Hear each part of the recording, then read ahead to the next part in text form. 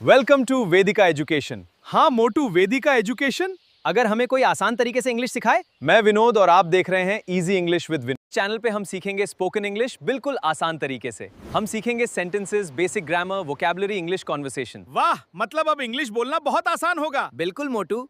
How are you? How are you? I am fine, thank you. बहुत बढ़िया। इसी तरह हम रोज थोड़ा थोड़ा इंग्लिश सीखेंगे और बोलने का कॉन्फिडेंस बढ़ाएंगे। अगर आप जीरो से इंग्लिश बोलना शुरू करना चाहते हैं तो वेदिका एजुकेशन आपके लिए है।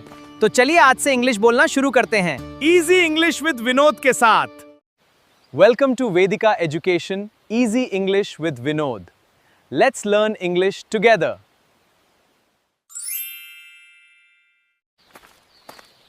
Welcome to Vedika education. हाँ मोटू, वेदिका एजुकेशन। अगर हमें कोई आसान तरीके से इंग्लिश सिखाए। मैं विनोद और आप देख रहे हैं easy English with Vinod.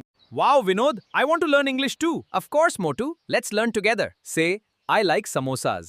I like lots of samosas. No, Motu, only samosas. What are you doing? What are you doing? तुम क्या कर रहे हो? I am coming. I am coming. Wait for me. मेरा इंतजार करो. Come with me. Come with me. मेरे साथ आओ.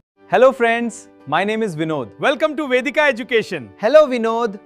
Of course, we will learn spoken English. We will learn daily use English words.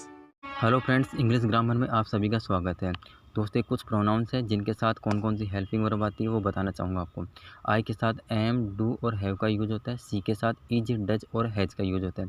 You के साथ आर, डू और have का प्रयोग होता है। वी के साथ आर, डू और हैव का यूज होता है। ही के साथ में इज, डज और हैज का यूज होता है। दे के साथ आर, डू और हैव का प्रयोग इसके साथ होता है। नेक्स्ट हम देखेंगे डू वर्सेज डज। हम डू और डज का प्रयोग सामान्य प्रश्न और नकारात्मक वाक्यों में करते हैं।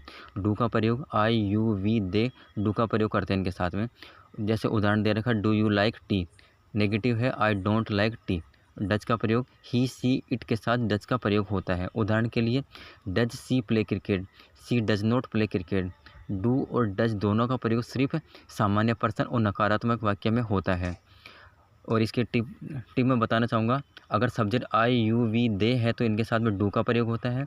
अगर सब्जेक्ट ही, सी, इट है तो इनके साथ में डज का यूज होता है। दोस्तों, ये चीज़ बहुत ही इंपॉर्टेंट है, इनको ध्यान रखना।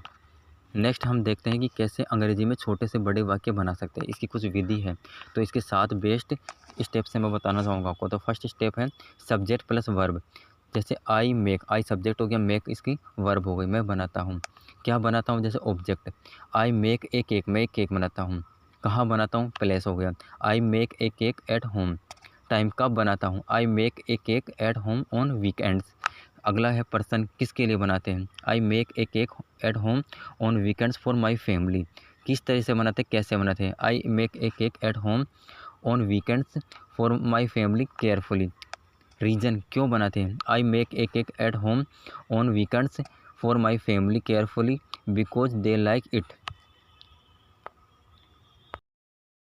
Day 01 complete. कल हम और भी useful daily use English sentences सीखेंगे।